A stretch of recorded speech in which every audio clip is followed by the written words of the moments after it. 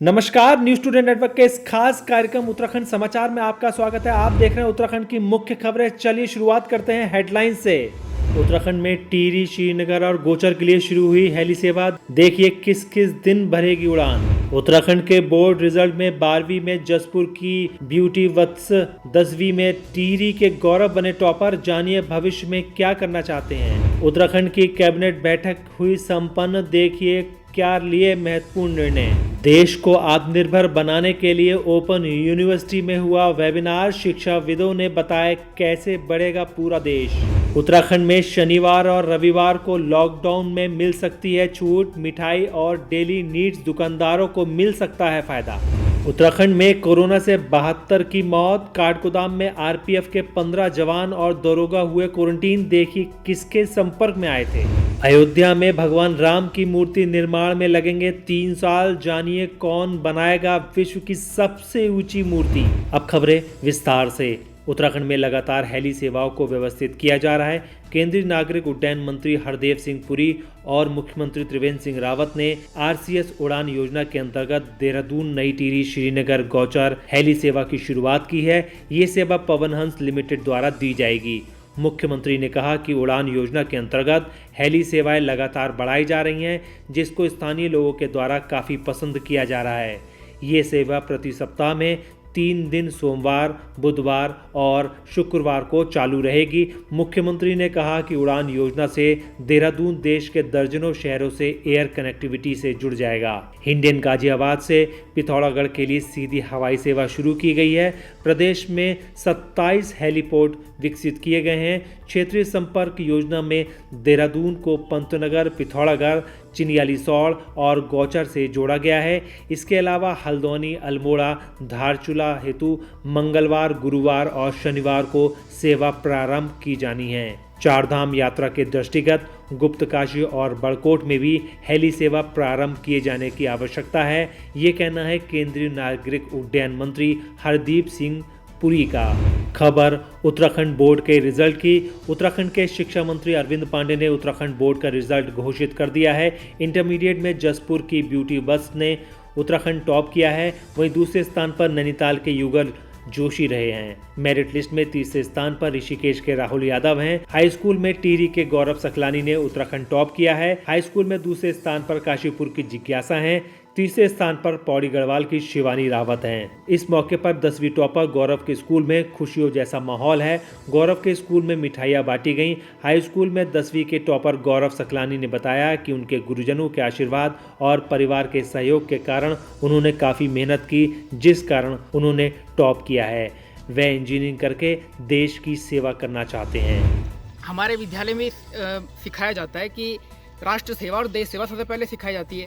तो मैं इंजीनियरिंग के क्षेत्र में जाना चाहता हूँ और उससे राष्ट्र सेवा करना चाहता हूँ। खबर उत्तराखंड कैबिनेट में लिए गए निर्णयों की है। उत्तराखंड सरकार की कैबिनेट बैठक में राज्य के हित में कई निर्णय लिए गए हैं। उत्तराखंड कैबिनेट के निर्णय की जानकारी उत्तराखंड सरकार के मंत्री के द्वारा दी जा रही है। उन्होंने बताया कि श्रम विभाग के अंतर्गत कारखाना अधिनियम 1948, औद्योगिक विवाद अधिनियम 1947 के अंतर्गत 1000 दिवस की छूट दी जाएगी।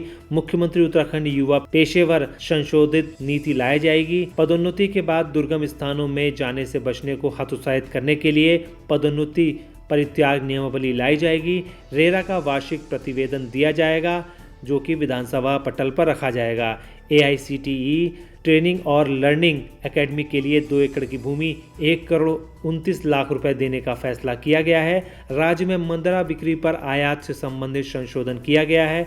आयुष शिक्षा चिकित्सा भर्ती प्रक्रिया लोक सेवा के स्थान पर चिकित्सा सेवा चयन बोर्ड करेगा। किशोरी बालिका सैनिटरी नैपकिन ई-टेंडर प्रक्रिया से ली जाएगी। होम स्टे ग्रोथ सेंटर अनुदान प्रक्रिया में संशोधन किया गया है। बैंक से लोन लेने पर अनुदान देने की अनुमति दी गई है और एक कमरे पर 60,000 रुपये और पहले से निर्मित संरचना पर 25,000 रुपये का अब अनुदान दिया जाएगा। इसके अलावा भी कई और निर्णय भी हैं। अब खबर भारत को आत्मनिर्भर बनाने के लिए उत्तराखंड मुक्त विश्वविद्यालय से वेबिनार की है। उत्तराखंड मुक्त विश्वविद्यालय हल्द्वानी के पर्यटन, आतिथ्य एवं होटल प्रबंधन विद्या शाखा की ओर से रिवाइवल, सर्वाइवल और expansion of tourism and hospitality industry विषय पर वेबिनार आयोजित हुआ है। वेबिनार में मुख्य अतिथि के रूप में प्रोफेसर लवकुश मिश्रा, निदेशक पर्यटन एवं होटल प्रबंधन संस्थान ने पर्यटन शिक्षा को पर्यटन व्यवसाय से जोड़ने के बारे में खासी लंबी चर्चा की है। वेबिनार में भारत को आत्मनिर्भर बनाने के लिए टिप्स और राष्ट्रीय स्तर के सुझाव भी दिए गए। Professor RC. मिश्रा ने बताया कि कैसे चाइना की इकोनॉमी को भारत बीट कर सकता है, ग्लोबल चेन्स में साझेदारी कर सकता है और इसके लिए हमें अपनी जो स्थानीय इकाइयां हैं उनकी क्षमताओं का संवर्धन करना पड़ेगा। अपनी जो स्थानीय इकाइयां हैं उनमें गुणवत्ता का संवर्धन करना पड़ेगा और ये सब करने के बाद जब हम इस स्थिति में होंगे तो निश्चित रूप से जो आज चाइना मैन्युफैक्चरिंग हब बना हुआ है वो सारा का सारा मैन्युफैक्चरिंग काम न सही तो अधिकांश काम जो है वो भारत में आ सकता है।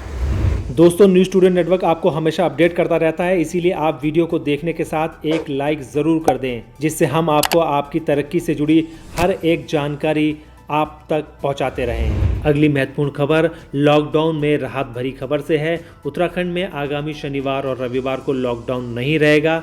मुख्य सचिव उत्पल कुमार सिंह ने जल्द आदेश जारी करने के लिए कहा है। इतना ही नहीं, मुख्यमंत्री ने कहा रक्षाबंधन के पावन त्योहार को देखते हुए प्रदेश भर में छोटे व्यापारियों को छूट दी गई है ताकि आम लोग मिठाई और बाकी ज़रूरी सामान की खरीद कर सके। दरअसल इस बार रक्षाबंधन का त्यौहार 3 अगस्त को आ रहा है, लिहाजा उसे शनिवार रविवार को आवाजाही हेतु लॉकडाउन में छूट दी गई है। मुख्यमंत्री ने कहा इस दौरान लोग अपने संबंधी रक्षाबंधन के मौके पर भी आसानी से मिल सकेंगे। अगली महत्वपूर्ण खबर प्रदेश के अंदर कोरोना वायरस के प्रकोप की। उत्तराखंड में 29 जुलाई की रात तक 6,866 मामले कोरोना वायरस के आ चुके हैं, जिसमें से 72 लोगों की मौत हो चुकी है और 2,945 मरीज अभी भी एक्टिव हैं, जबकि 3,811 मरीज ठीक होकर अपने घर भी जा चुके हैं। लेकिन संकट वाली बात है कि सुरक्षा में लगे कई जवान कोरोना वायरस से चिंतित हैं। काठगोदाम रेलवे स्टेशन स्थित आरपीएफ थाने के 15 जवान और 1 इंस्पेक्टर की कोरोना वायरस सैंपल लेने के बाद क्वारंटीन कर दिया गया है। बुधवार को काठगोदाम आरपीएफ थाने के 15 जवान और 1 इंस्पेक्टर का बेस अस्पताल में कोरोना सैंपल जांच के लिए भेजा गया। काठगोदाम आरपीएफ थाने में तैनात इंस्पेक्टर संदीप कुमार ने बताया कि थाने को सुबह शाम सैनिटाइज किया जा रहा है। फिलहाल 3 जवान ड्यूटी पर ही हैं, जिनका 2 दिन बाद सैंपल दिया जाएगा। गौरतलब है कि 23 जुलाई को बरेली आरपीएफ के 3 जवान काठगोदाम आरपीएफ थाने में आए थे। 25 जुलाई को एक पीलीभीत सीआरपीएफ का जवान ट्रेनिंग के लिए पहुंचा था।